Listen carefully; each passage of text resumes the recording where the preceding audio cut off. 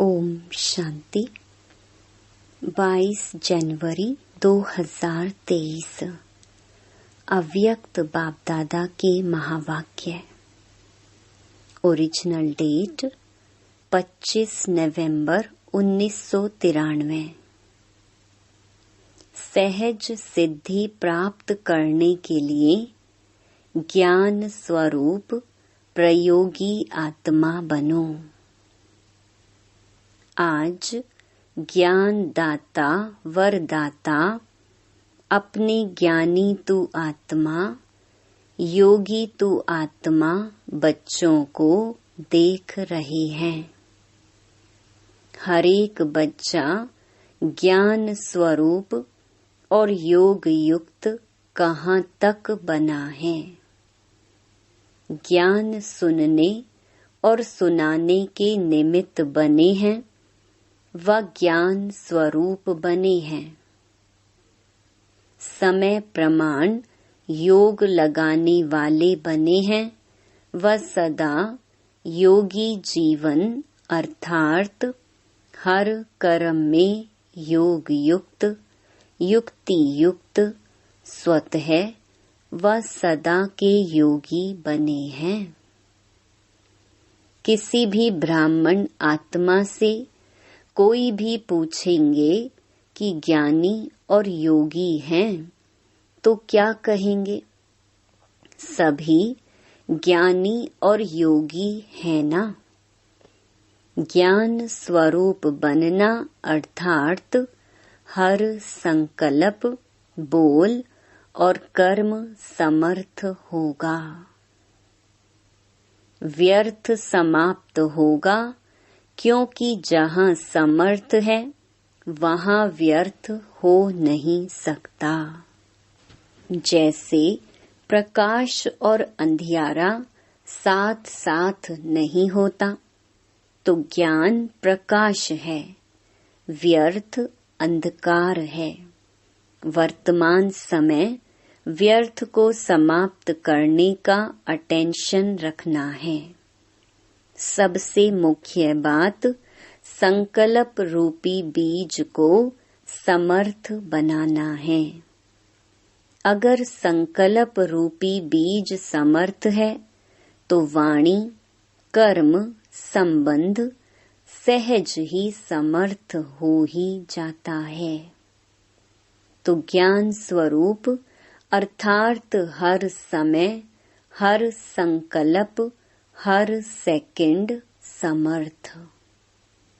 योगी तो आत्मा सभी बने हो, लेकिन हर संकल्प स्वतः योग युक्त युक्ति युक्त हो, इसमें नंबरवार हैं। क्यों नंबर बने? जब विधाता भी एक है, विधि भी एक है, फिर नंबर क्यों? बाप दादा ने देखा योगी तो बने हैं, लेकिन प्रयोगी कम बनते हैं। योग करने और कराने दोनों में सभी होशियार हैं। ऐसा कोई है जो कहे कि योग कराना नहीं आता? जैसे योग करने कराने में योग्य हो, ऐसे ही प्रयोग करने में योग्य बनना और बनाना, इसको कहा जाता है योगी जीवन अर्थात योग युक्त जीवन। अभी प्रयोगी जीवन की आवश्यकता है। जो योग की परिभाषा जानते हो, वर्णन करते हो, वो सभी विशेषताएं प्रयोग में आती हैं। सबसे पहले अपने आप में यह चेक करो कि अपने संस्कार परिवर्तन में कहाँ तक प्रयोगी बने हो, क्योंकि आप सबके श्रेष्ठ संस्कार ही श्रेष्ठ संसार के रचना की नींव हैं। अगर नींव मजबूत है तो अन्य सभी बातें स्वतः मजबूत हुई ही पड़ी हैं। तो यह देखो कि संस्कार समय पर कहाँ धोखा तो नहीं देते हैं। श्रेष्ठ संस्कार को परिवर्तन करने वाले कैसे भी व्यक्ति हो, वस्तु हो, परिस्थिति हो, योग के प्रयोग करने वाली आत्मा को श्रेष्ठ से साधारणता में हिला नहीं सकते।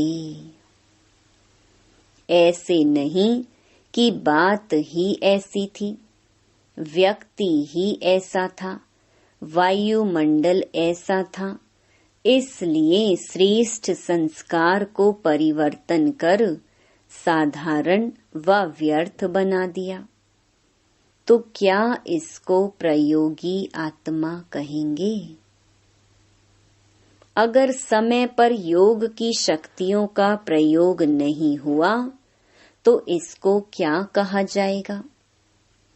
तो पहले इस फाउंडेशन को देखो कि कहाँ तक समय पर प्रयोगी बने हैं। अगर स्व के संस्कार परिवर्तक नहीं बने हैं तो नए संसार परिवर्तक कैसे बनेंगे? प्रयोगी आत्मा की पहली निशानी है संस्कार के ऊपर सदा प्रयोग में विजयी। दूसरी निशानी प्रकृति द्वारा आने वाली परिस्थितियों पर योग के प्रयोग द्वारा विजयी। समय प्रति समय प्रकृति की हलचल भी योगी आत्मा को अपने तरफ आकर्षित करती है। ऐसे समय पर योग की विधि प्रयोग में आती है। कभी योगी पुरुष को व पुरुषोत्तम आत्मा को प्रकृति प्रभावित तो नहीं करती, क्योंकि ब्राह्मण आत्माएं पुरुषोत्तम आत्माएं हो। प्रकृति पुरुषोत्तम आत्माओं की दासी है। मालिक दासी के प्रभाव में आ जाए, इसको क्या कहेंगे? आजकल पुरुषोत्तम आत्माओं को प्रकृति साधनों और सैल्वेशन के रूप में प्रभावित करती है। साधन व सैल्वेशन के आधार पर योगी जीवन है। साधन व सैल्वेशन कम तो योग युक्त भी कम। इसको कहा जाता है प्रभावित होना। योगी व प्रयोगी आत्मा की साधना के आगे साधन स्वतः ही स्वयं आते हैं। साधन साधना का आधार नहीं हो, लेकिन साधना साधनों को स्वतः आधार बनाएगी। इसको कहा जाता है प्रयोगी आत्मा। तो चेक करो संस्कार परिवर्तन विजयी और प्रकृति के प्रभाव के विजयी कहाँ तक बने हैं। तीसरी निशानी है विकारों पर विजयी। योगी व प्रयोगी आत्मा के आगे ये 5 विकार जो दूसरों के लिए जहरीले सांप हैं, लेकिन आप योगी प्रयोगी आत्माओं के लिए ये सांप गले की माला बन जाते हैं। आप ब्राह्मणों के और ब्रह्मा बाप के अशरीरी तपस्वी शंकर स्वरूप का यादगार अभी भी भक्त लोग पूजते और गाते रहते हैं। दूसरा यादगार, ये सांप आपके अधीन ऐसे बन जाते जो आपके खुशी में नाचने की स्टेज बन जाते हैं। जब विजयी बन जाते हैं तो क्या अनुभव करते हैं? क्या स्थिति होती है? खुशी में नाचते रहते हैं ना। तो यह स्थिति स्टेज के रूप में दिखाई है। स्थिति को भी स्टेज कहा जाता है। ऐसे विकारों पर विजय हो, इसको कहा जाता है प्रयोगी। तो यह चेक करो कहाँ तक प्रयोगी बने हैं। अगर योग का समय पर प्रयोग नहीं, योग की विधि से समय पर सिद्धि नहीं, तो यथार्थ विधि कहेंगे। समय अपनी तीव्र गति समय प्रति समय दिखा रहा है। अनेकता, अधर्म, तमो प्रधानता हर क्षेत्र में तीव्र गति से बढ़ता जा रहा है। ऐसे समय पर आपके योग की विधि की वृद्धि व विधि के सिद्धि में वृद्धि तीव्र गति से होना आवश्यक है। नंबर आगे बढ़ने का आधार है प्रयोगी बनने की सहज विधि। तो बाप दादा ने क्या देखा? समय पर प्रयोग करने में तीव्र गति के बजाय साधारण गति है। अभी इसको बढ़ाओ तो क्या होगा? सिद्धि स्वरूप अनुभव करते जाएंगे। आपके जड़ चित्रों द्वारा सिद्धि प्राप्त करने का अनुभव करते रहते हैं। चैतन्य में सिद्धि स्वरूप बने हो तब यह यादगार चला आ रहा है। रिद्धि सिद्धि वाले नहीं, विधि से सिद्धि। तो समझा क्या करना है सब कुछ, लेकिन समय पर प्रयोग करना और प्रयोग सफल होना, इसको कहा जाता है ज्ञान स्वरूप आत्मा। ऐसे ज्ञान स्वरूप आत्माएं अति समीप और अति प्रिय हैं।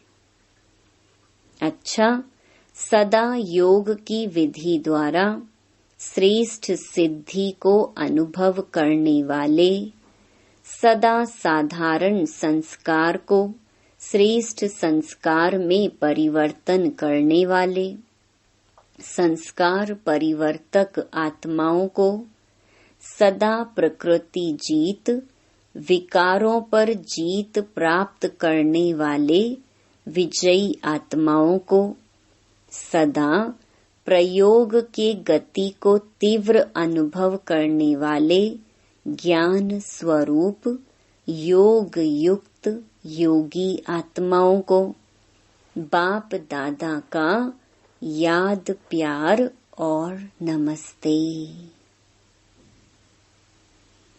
24 नवंबर को 2 कुमारियों के समर्पण समारोह के बाद रात्रि 10 बजे दादी ऑलराउंडर ने अपना पुराना चोला छोड़ बाप दादा की गोद ली।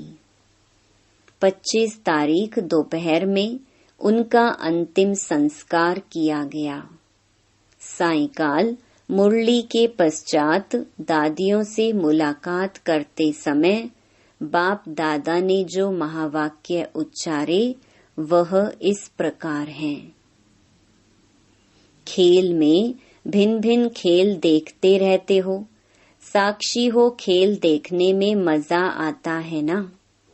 चाहे कोई उत्सव हो, चाहे कोई शरीर छोड़े, दोनों ही क्या लगता है? खेल में खेल लगता है, और लगता भी ऐसे ही है ना जैसे खेल होता है और समय प्रमाण समाप्त हो जाता है। ऐसे ही जो हुआ सहज समाप्त हुआ तो खेल ही लगता है। हर आत्मा का अपना अपना पार्ट है। सर्व आत्माओं की शुभ भावना, अनेक आत्माओं की शुभ भावना प्राप्त होना, यह भी हर आत्मा के भाग्य की सिद्धि है। तो जो भी हुआ, क्या देखा? खेल देखा या मृत्यु देखा? एक तरफ वहीं अलौकिक स्वयंवर देखा और दूसरे तरफ चोला बदलने का खेल देखा। लेकिन दोनों क्या लगे? खेल में खेल। फर्क पड़ता है क्या? स्थिति में फर्क पड़ता है। अलौकिक स्वयंवर देखने में और चोला बदलते हुए देखने में फर्क पड़ा। थोड़ी लहर बदली हुई कि नहीं? साक्षी होकर खेल देखो तो वो अपने विधि का और वो अपने विधि का। सहज नष्टो मोहा होना, यह बहुत काल के योग के विधि की सिद्धि है। तो नष्टो मोहा, सहज मृत्यु का खेल देखा। इस खेल का क्या रहस्य देखा? देह के स्मृति से भी उपराम। चाहे व्याधि द्वारा, चाहे विधि द्वारा, और कोई भी आकर्षण अंत समय आकर्षित नहीं करे। इसको कहा जाता है सहज चोला बदली करना। तो क्या करना है? नष्टो मोहा। सेंटर भी याद नहीं आए।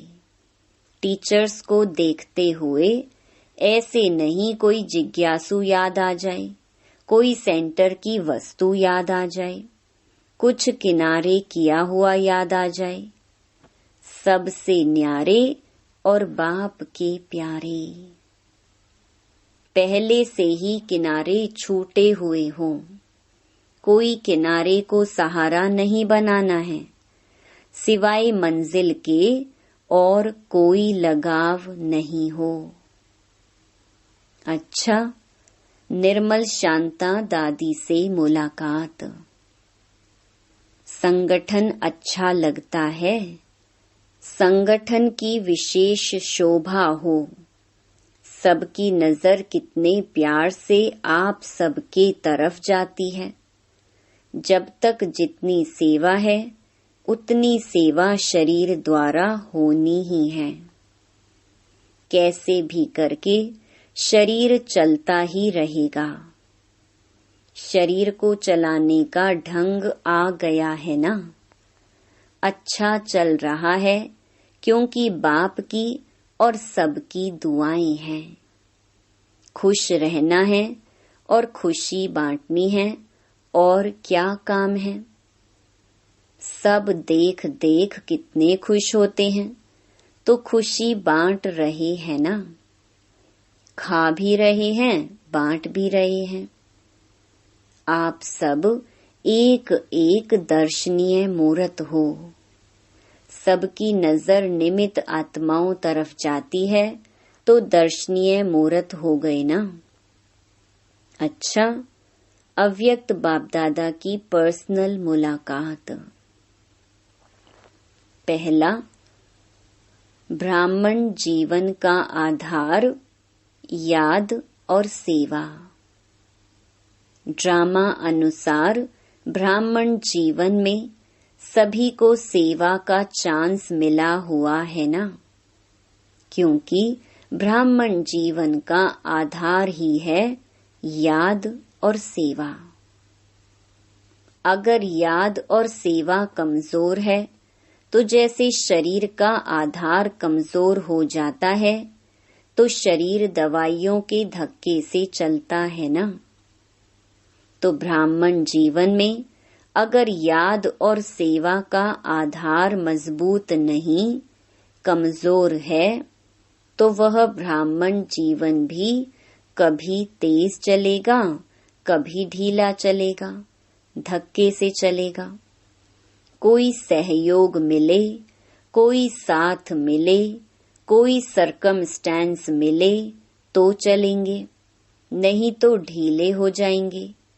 इसलिए याद और सेवा का विशेष आधार सदा शक्तिशाली चाहिए। दोनों ही शक्तिशाली हों। सेवा बहुत है, याद कमजोर है, या याद बहुत अच्छी है, सेवा कमजोर है, तो भी तीव्र गति नहीं हो सकती। याद और सेवा दोनों में तीव्र गति चाहिए, शक्तिशाली चाहिए। तो दोनों ही शक्तिशाली हैं या फर्क पड़ जाता है? कभी सेवा ज्यादा हो जाती, कभी याद ज्यादा हो जाती। दोनों साथ साथ हों, याद और निस्वार्थ सेवा। स्वार्थ की सेवा नहीं, निस्वार्थ सेवा है तो माया जीत बनना बहुत सहज है। हर कर्म में कर्म की समाप्ति के पहले सदा विजय दिखाई देगी, इतना अटल निश्चय का अनुभव होगा कि विजय तो हुई पड़ी है। अगर ब्राह्मण आत्माओं की विजय नहीं होगी तो किसकी होगी? क्षत्रियों की होगी क्या? ब्राह्मणों की विजय है ना। क्वेश्चन मार्क नहीं होगा। कर तो रहे हैं, चल तो रहे हैं, देख लेंगे, हो जाएगा, होना तो चाहिए, तो ये शब्द नहीं आएंगे। पता नहीं क्या होगा, होगा या नहीं होगा, यह निश्चय के बोल हैं। निश्चय बुद्धि विजयी, यह गायन है ना। तो जब प्रैक्टिकल हुआ है तब तो गायन है। निश्चय बुद्धि की निशानी है विजय निश्चित। जैसे किसी भी प्रकार की किसको शक्ति होती है, चाहे धन की हो, बुद्धि की हो, संबंध संपर्क की हो, तो उसको निश्चय रहता है यह क्या बड़ी बात है। यह तो कोई बात ही नहीं है। आपके पास तो सब शक्तियां हैं। धन की शक्ति है कि धन की शक्ति करोड़पतियों के पास है? सबसे बड़ा धन है अविनाशी धन, जो सदा साथ है। तो धन की शक्ति भी है, बुद्धि की शक्ति भी है, पोजीशन की शक्ति भी है। जो भी शक्तियां गाई हुई हैं, सब शक्तियां आप में हैं या कभी प्रायलोप हो जाती हैं। इन्हें इमर्ज रूप में अनुभव करो। ऐसे नहीं, हाँ हूँ तो सर्वशक्तिमान का बच्चा, लेकिन अनुभव नहीं होता। तो सभी भरपूर हो कि थोड़ा थोड़ा खाली हो। समय पर विधि द्वारा सिद्धि प्राप्त हो। ऐसे नहीं, समय पर हो नहीं और वैसे नशा हो कि बहुत शक्तियां हैं। कभी अपनी शक्तियों को भूलना नहीं, यूज करते जाओ। अगर स्व प्रति कार्य में लगाना आता है तो दूसरे के कार्य में भी लगा सकते हैं। पांडवों में शक्ति आ गई या कभी क्रोध आता है? थोड़ा थोड़ा क्रोध आता है। कोई क्रोध करे तो क्रोध आता है, कोई इंसल्ट करे तो क्रोध आता है। यह तो ऐसे ही हुआ जैसे दुश्मन आता है तो हार होती है। माताओं को थोड़ा थोड़ा मोह आता है। पांडवों को अपने हर कल्प के विजयपन की सदा खुशी इमर्ज होनी चाहिए। कभी भी कोई पांडवों को याद करेंगे तो पांडव शब्द से विजय सामने आएगी ना। पांडव अर्थात विजयी। पांडवों की कहानी का रहस्य ही क्या है? विजय है ना, तो हर कल्प के विजयी। इमर्ज रूप में नशा रहे, मर्ज नहीं। अच्छा, दूसरा, सर्व द्वारा मान प्राप्त करने के लिए निर्माण बनो। सभी अपने को सदा कोटों में कोई और कोई में भी कोई श्रेष्ठ आत्मा अनुभव करते हो कि कोटों में कोई जो गाया हुआ है वो और कोई है या आप ही हो, तो कितना एक एक आत्मा का महत्व है, अर्थात हर आत्मा महान है। तो जो जितना महान होता है, महानता की निशानी जितना महान उतना निर्माण, क्योंकि सदा भरपूर आत्मा है। जैसे वृक्ष के लिए कहते हैं ना, जितना भरपूर होगा उतना झुका हुआ होगा, और निर्माणता ही सेवा करती है। जैसे वृक्ष का झुकना सेवा करता है, अगर झुका हुआ नहीं होगा तो सेवा नहीं करेगा। तो एक तरफ महानता है और दूसरे तरफ निर्माणता है, और जो निर्माण रहता है वह सर्व द्वारा मान पाता है। स्वयं निर्माण बनेंगे तो दूसरे मान देंगे। जो अभिमान में रहता है उसको कोई मान नहीं देते, उससे दूर भागेंगे। तो महान और निर्माण है या नहीं है, उसकी निशानी है कि निर्माण सबको सुख देगा। जहाँ भी जाएगा, जो भी करेगा, वह सुखदायी होगा। इससे चेक करो कि कितने महान हैं। जो भी संबंध संपर्क में आए, सुख की अनुभूति करे। ऐसे है या कभी दुख भी मिल जाता है। निर्माणता कम तो सुख भी सदा नहीं दे सकेंगे। तो सदा सुख देते, सुख लेते, या कभी दुख देते, दुख लेते। चलो देते नहीं लेकिन ले भी लेते हो। थोड़ा फील होता है तो ले लिया ना। अगर कोई भी बात किसी की फील हो जाती है तो इसको कहेंगे दुख लेना। लेकिन कोई दे और आप नहीं लो, यह तो आपके ऊपर है ना। जिसके पास होगा ही दुख, वो क्या देगा? दुख ही देगा ना। लेकिन अपना काम है सुख लेना और सुख देना। ऐसे नहीं कि कोई दुख दे रहा है तो कहेंगे मैं क्या करूं, मैंने नहीं दिया लेकिन उसने दिया। अपने को चेक करना है, क्या लेना है, क्या नहीं लेना है। लेने में भी होशियारी चाहिए ना। इसलिए ब्राह्मण आत्माओं का गायन है, सुख के सागर के बच्चे सुख स्वरूप सुख देवा हैं। तो सुख स्वरूप सुख देवा आत्माएं हो।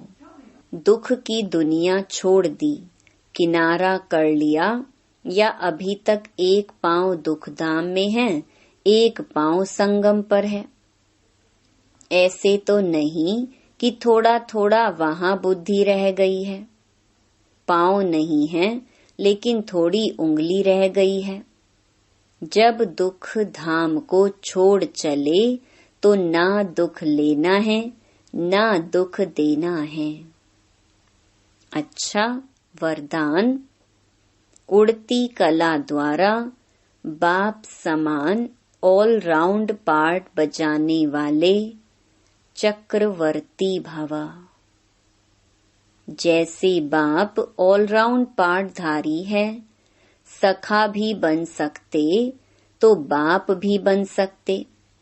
ऐसे उड़ती कला वाले जिस समय जिस सेवा की आवश्यकता होगी उसमें संपन्न पार्ट बजा सकेंगे। इसको ही कहा जाता है ऑल राउंड उड़ता पंछी। वे ऐसे निर्बंधन होंगे जो जहां भी सेवा होगी वहां पहुंच जाएंगे। हर प्रकार की सेवा में सफलता मूर्त बनेंगे। उन्हें ही कहा जाता है चक्रवर्ती ऑल राउंड पार्टधारी। स्लोगन, एक दो की विशेषताओं को स्मृति में रख फेथफुल बनो तो संगठन एक मत हो जाएगा। ओम शांति।